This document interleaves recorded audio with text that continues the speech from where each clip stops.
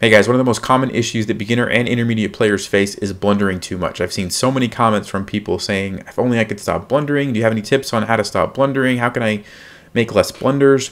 Well, there's actually a 4-step process that you can follow. And if you do this process before you make every move in your game, I can guarantee you that your blunders are going to be less. So let's take a look at exactly how to do this.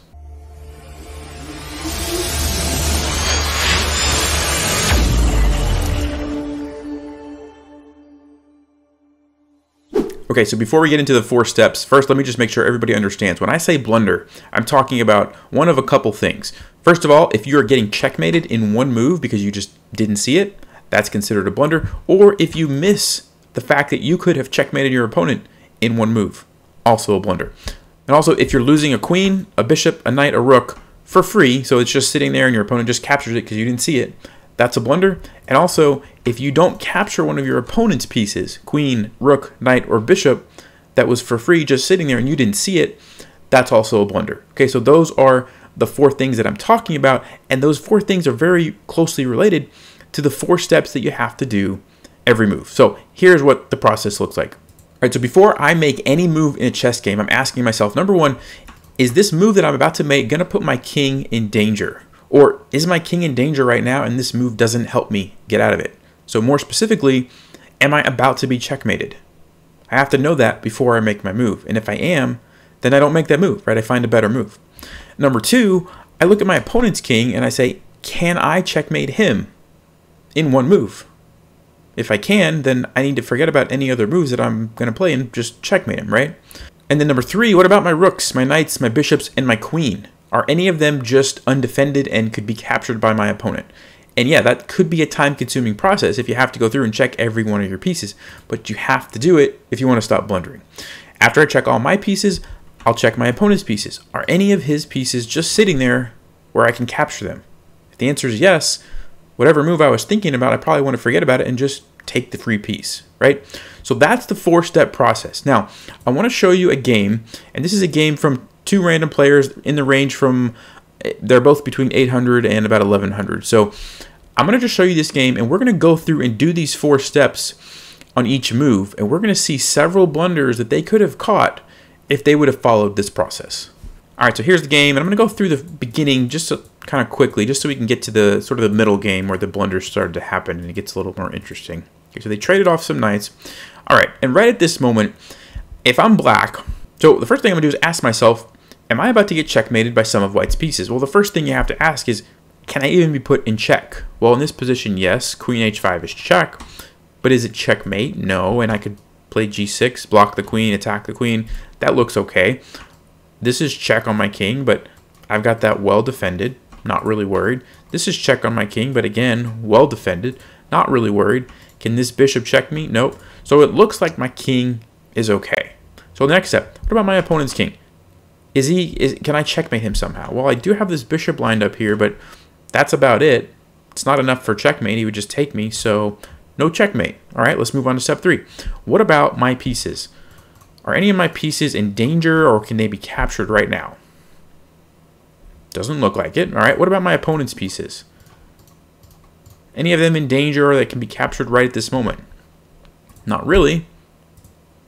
So he plays queen a5, which is fine. Now, if we're from white's perspective, white should ask the same questions. Is my king about to get checkmated? Well, no, we already saw there's one bishop here, but other than that, it's fine. Okay. What about black's king? Can I checkmate black's king? Well, he should probably look at this, but it's not enough for checkmate, so that's not a big deal. He should look at these checks, but again, everything's well defended, so not really a big deal. Okay, what about, let's see, number 3, my pieces. So if white's doing this, are any of my pieces unprotected that are being attacked? Oh, well, hello, look at that.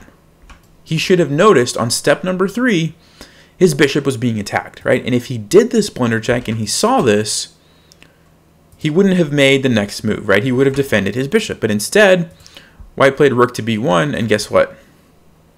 Free piece, right? And black did a good job and saw it, okay? So by not doing all 4 of those steps accurately, you saw how white lost a piece. All right, let's keep going.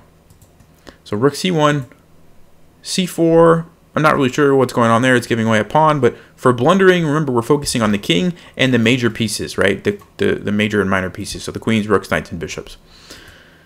Queen takes the pawn. Okay, so at this, let's back up a second.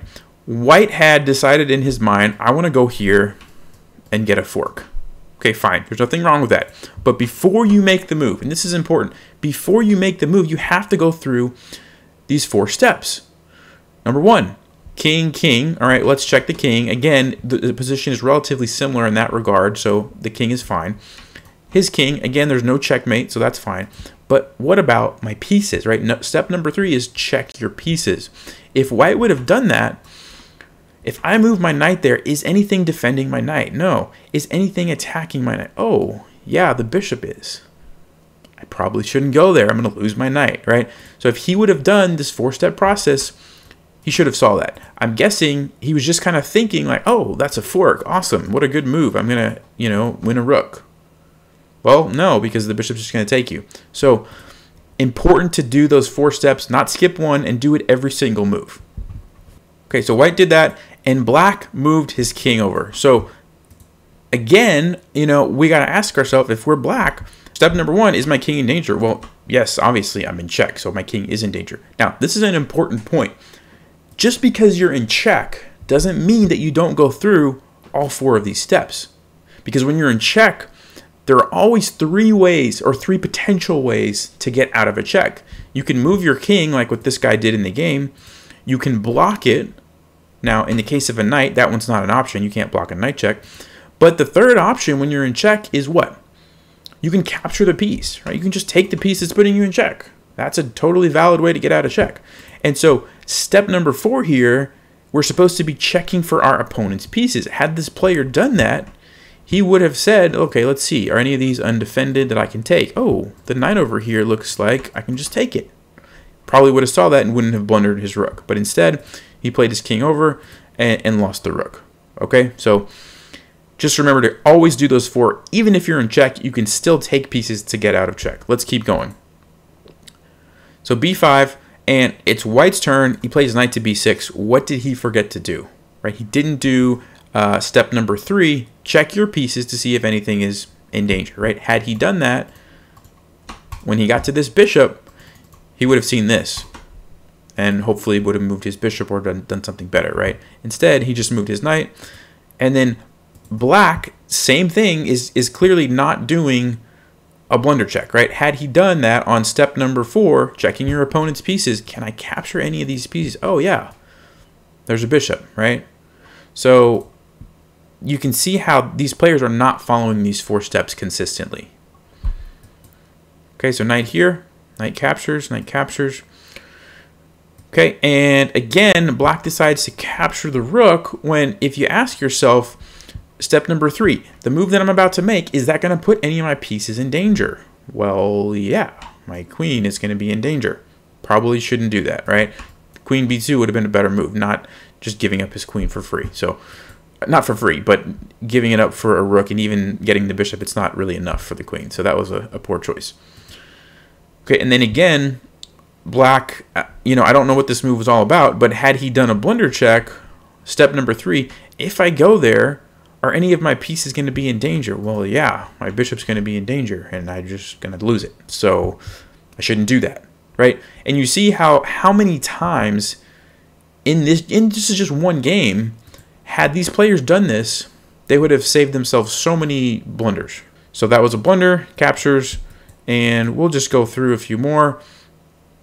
This one was a little bit harder to see, but even in this case, black wanted to move here, but he should have asked himself, okay, what about my king? Is my king going to get in danger if I go there? Am I going to get checkmated? Well, he should have started looking at the fact that there's a queen close to my king.